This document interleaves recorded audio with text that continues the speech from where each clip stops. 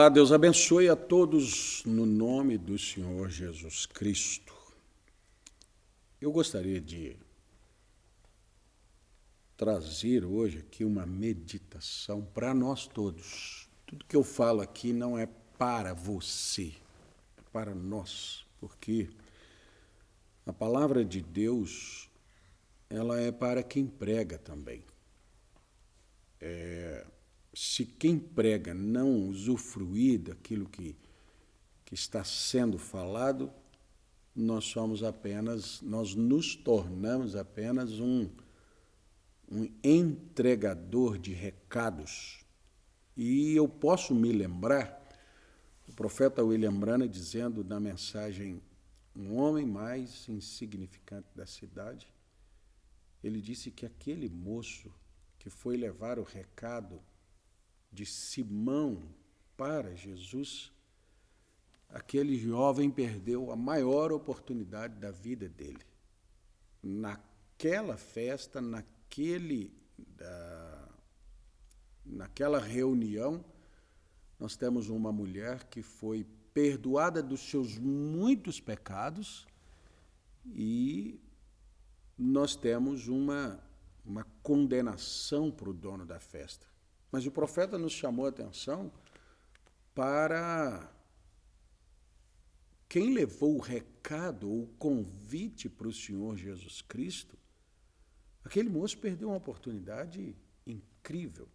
Ele apenas chegou e disse: o meu mestre, o meu Senhor vai dar uma festa e mandou te convidar. E convidou Jesus e saiu. O irmão Branham disse assim, ele poderia ter dito: Senhor, o meu Senhor te mandou um convite, mas antes de entregar o convite, eu queria falar com o Senhor. Perdoa meus pecados, tenha misericórdia da minha vida, me ajuda.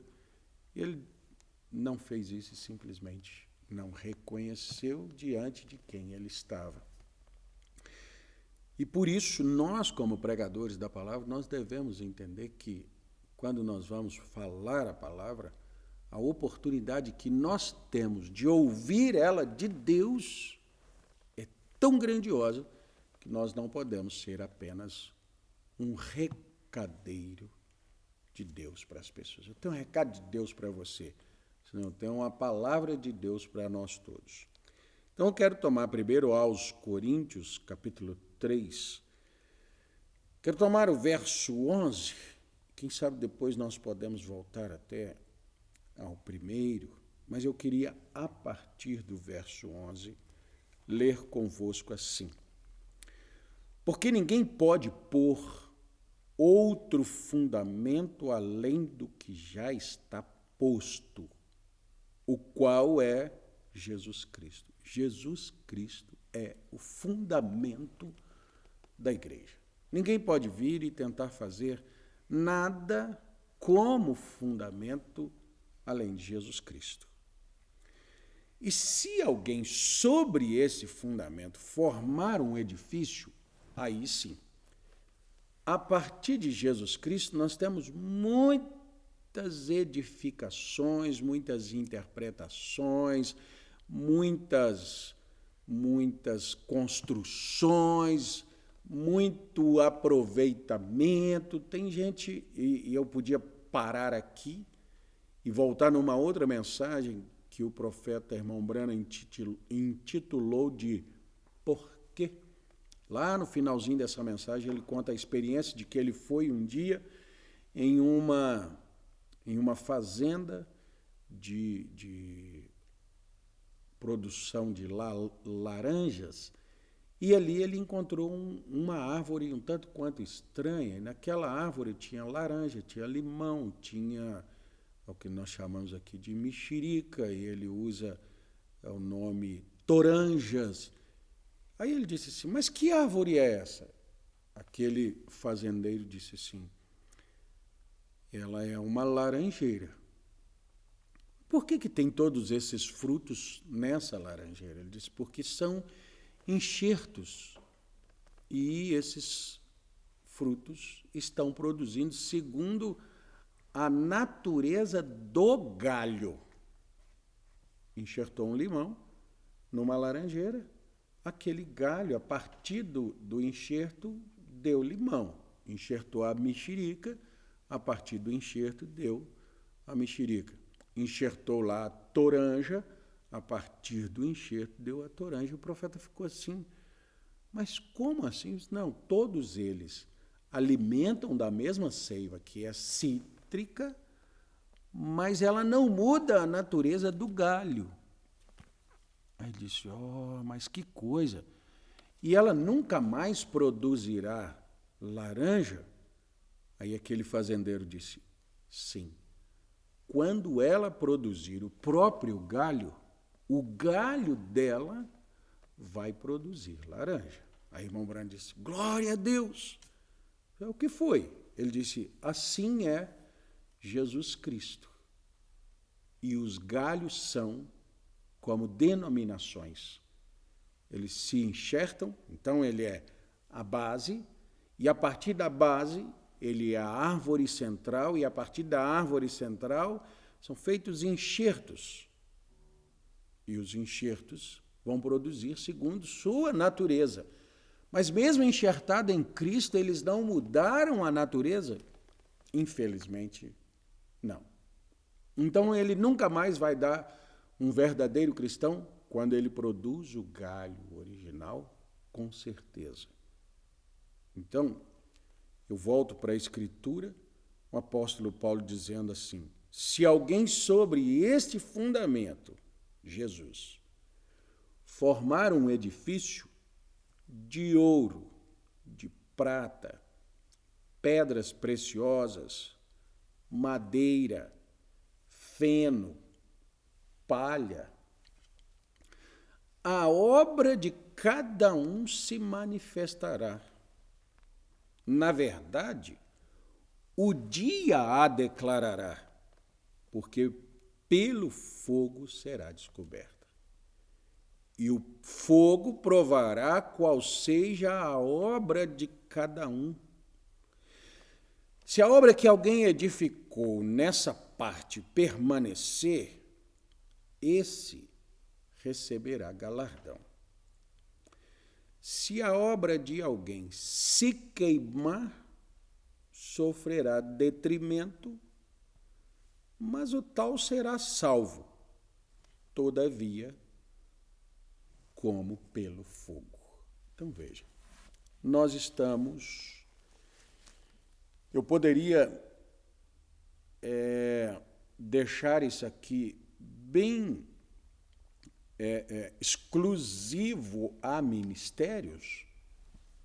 Poderia sim, mas eu quero expandir isso aqui para todos nós.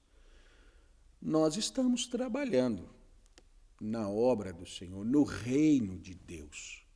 No nosso vídeo passado, eu falei sobre homens que recebem unções de Deus, mas esses homens nem de Deus são. Esses homens vão cumprir um propósito, mas eles não terão salvação de si próprios, de suas próprias almas. Mas tem unção, são ungidos. Azael foi ungido, Jeú foi ungido, muitos são ungidos. E agora parece vir aqui o complemento, embora não tenha premeditado isso, mas aqui vem um complemento. Se você não assistiu, está aí na nossa playlist, volte o vídeo da semana passada. A obra de cada um se manifestará. Estou falando de Jesus. Maravilha! O próprio apóstolo Paulo chega a dizer assim, alguém fala com Paulo que estão pregando dessa e dessa forma. Eu disse, olha, não, gente, não tem problema, deixa pregar. Para mim não importa se Jesus está sendo pregado por contenda, se Jesus está sendo pregado por inveja, se alguém está pregando para tentar acrescentar aflição à minha vida. O importante é que Jesus seja pregado. Tá. Só que tudo que nós estamos fazendo aqui vai ser declarado, vai ser manifestado. mas não só manifestado, como também provado, e a prova virá pelo fogo. Se o que foi feito permanecer mesmo depois do fogo, quem fez o trabalho recebe galardão. Quer dizer, foi feito um trabalho com o material necessário. Esse trabalho é legítimo, esse ministério foi legítimo, essa unção foi legítima, essa pessoa foi legítima, então essa pessoa recebe galardão. Agora, se a obra queimar, ela foi declarada do que foi feito. Levantei uma casa. Podíamos lembrar lá também da parábola, o Senhor Jesus Cristo dizendo assim, aquele que ouve estas minhas palavras e não as aplica e não vive e não atenta para o que eu estou falando, eu vou comparar esse homem com um sujeito que construiu a sua casa na areia. Construiu o quê? A casa. Para construir a casa, ele usa o quê? Então, veja, nós temos aqui materiais a serem usados e temos obra a ser feita. Fazendo um paralelo com as duas coisas, aqui está especificando o material. Quando o Senhor Jesus Cristo está falando, ele não está especificando o material, ele está especificando a base. A base lá, Jesus diz que é areia.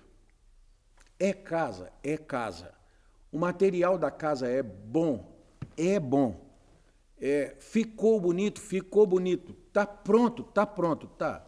Vieram as águas, os ventos, a tempestade, deu contra aquela casa e a casa caiu. Por que ela caiu? Por causa da base. Ele construiu no fácil, ele construiu no mais rápido, ele construiu no que não tinha revelação, ele construiu no que não tinha profundidade, ele construiu no que não tinha resistência e não subsistiu. Agora o apóstolo Paulo está trazendo as construções todas para Cristo, para a base Cristo. Então, já nem entra rocha e areia, não. Agora vamos para a rocha. Só que depende do que usa. Colocou fogo. Era de palha, queimou. Colocou fogo. Era de feno, evaporou. Colocou fogo. Era de madeira. Demorou muito, mas mesmo assim queimou. Era de pedra preciosa. Não queimou. Era de prata. Alterou o estado dela de sólido para líquido. Ou o ouro, da mesma forma, o fogo altera o estado dele. Nós pegarmos esta minha aliança, nós podemos derretê-la. Mas derretida, ela vai ter a mesma porção de ouro que ela tem solidificado. Ela pode perder a forma. Dessa aliança, nós podemos mandar fazer outra coisa que não seja aliança, mas ela vai continuar sendo ouro. Então, o fogo, ele vem provar a essência do material. Então o apóstolo Paulo diz, pode pregar, pode construir, só que vai ser provado. Eu quero meu galardão. Ora, a sua casa foi feita rapidamente e ruiu, o fogo passou, levou tudo. Você fez de feno, você é louco. Você construiu de madeira. Não, você não podia ter posto madeira naquilo. Por quê? Porque viria o fogo. Quem sabe se fosse a água ou os ventos, e fosse uma madeira bem profunda, até ficaria. Mas era fogo. Se nós nos lembrarmos, tanto o apóstolo Pedro como João, eles dizem que o céu, que agora existe e a terra estão reservados para o fogo. Quer dizer, todo mundo agora, tudo que está sobre a terra agora, vai passar pelo teste do fogo. O que permanecer vai ser identificado como o legítimo material para que se fosse construído algo no reino de Deus. Então, nós vemos muitas pessoas falando de suas obras e mostrando coisas e tentando colocar uma imagem de grandiosos, de conquistadores, de eu fiz isso, eu faço aquilo. Aí você pode colocar qualquer coisa. Sua família passou pelo teste do fogo, ruiu ou mudou só de estado? Existem momentos que nós passamos nas nossas vidas que alteram o nosso estado, com toda certeza. Algumas lutas, algumas provas, algumas batalhas, elas vêm e nos mudam. Mudam. Eu me lembro do profeta irmão Brana ir orar para uma irmã chamada Bruce. E aquela irmã se achava tão indigna que ela nem poderia receber a oração do profeta. Ele disse, mas por quê? Ela disse, olha, eu sou uma pecadora. E o profeta, com aquela capacidade que tinha, de repente ele entra na vida daquela mulher para procurar o pecado que ela estava citando. E ele disse, não é, a senhora não é. Não que eu esteja vendo. Ela disse, eu sou uma mulher nervosa, eu sou agitada e tal. E ele disse, irmã Bruce, os pecados confessados Deus não mostra nem para o seu profeta. Não vejo nada na vida da senhora e a senhora pode receber aquilo que precisa. Em nome de Jesus Cristo, receba a sua cura. E ela recebeu aquilo. Então, tem coisas que alteram nosso estado, alteram nosso comportamento, mas não muda a nossa essência. Não nos faz deixar de ser verdadeiros adoradores, verdadeiros cristãos.